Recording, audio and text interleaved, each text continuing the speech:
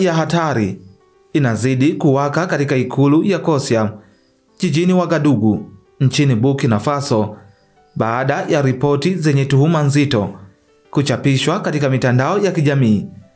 zikionyesha kuwa serikali ya Traore imeshiriki katika mauaji ya raia wake. Kwa mujibu wa ripoti ya shirika la Human Rights Watch, zaidi ya watu 220 waliuawa kwa risasi na wanajeshi wa serikali ya kijeshi inayoongozwa na Rais Ibrahim Traore nchini Burkina Faso, wakiwemo watoto wasiopungua 56. Serikali ya kijeshi ya Captain Ibrahim Traore inadaiwa kuagiza wanajeshi hao kwa tuhuma kwamba wananchi hao walikuwa wakishirikiana na magaidi wa Kiislamu. Ripoti iliyotolewa na shirika la habari la Uingereza BBC imeonyesha kwamba mauaji hayo yalifanyika tarehe 25 ya mwezi Februari mwaka 2024 na kuyaita kuwa ni mauaji ya kutisha ambayo serikali ya Traore ilipanga kuyafanya dhidi ya raia wake ambao wamekuwa wakiikosoa serikali yake. BBC inamtuhumu Traore kuwa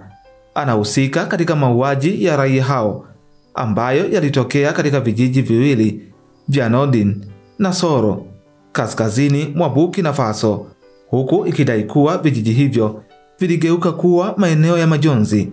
na hofu isiyoelezeka.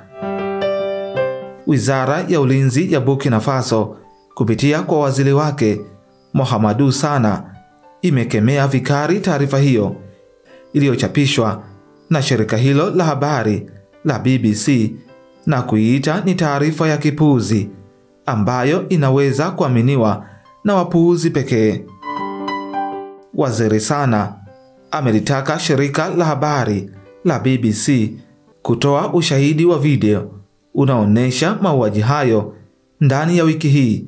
na kama watashindwa kufanya hivyo basi waiombe radhi Afrika kwa kauli hiyo chafu. Serikali ya Burkina Faso imesema ripoti ya BBC imejaa uongo mkubwa na inaonyesha wazi kuwa shirika hilo linashirikiana na mataifa mengine ya Magharibi kulipa kisasi baada ya serikali ya Traore mwezi Aprili mwaka 2024 kuagiza ofisi za BBC nchini Burkina Faso kufungwa kutokana na shirika hilo kwa kushirikiana na shirika la haki za kibinadamu la Human Rights Watch kuchapisha taarifa ya mauaji ya raia wengi wa Burkina Faso bila kuwa na ushahidi wowote. Tuhuma hizi hazina tofauti na tuhuma za hapo awali ambapo zilitolewa na kamanda wa kikosi cha Marekani barani Afrika cha AFRICOM ambaye alimtuhumu kamanda Ibrahim Traore kuwa anatumia dhahabu ya Burkina Faso kama kinga kwake, huku wananchi wakiendelea kutaabika na maisha magumu. Kibaya zaidi, Michael Landy alienda mbali zaidi kwa kuiomba serikali ya Marekani kupitia bunge la Senate kutoa kibali cha kukamatwa kwa kamanda Ibrahim Traore kisha achukuliwe hatua kali kwa matumizi hayo mabaya ya rasilimali za Burkina Faso. Kauli ambayo kamanda Ibrahim Traore kwa hasira alijibu kuwa dhahabu ya Burkina Faso ni kwa ajili ya watu wa Burkina Faso na watu wa Afrika, lakini watu weupe haiwahusu, na kama yeye anatumia dhahabu hiyo vibaya, basi anayepaswa kusema ni mwananchi wa Burkina Faso na sio wazungu ambao midomo yao inatoa udenda na kutafuta njia gani watazitumia kuiba rasilimali za Waafrika. Wakati hayo yakiendelea, Captain Ibrahim Traore anaendelea kuimarisha ushawishi wake wa kijeshi kwa kutafuta msaada kutoka kwa Urusi na Korea Kaskazini, ambapo tayari Urusi imeahidi kutoa silaha nzito, walimu wa kijeshi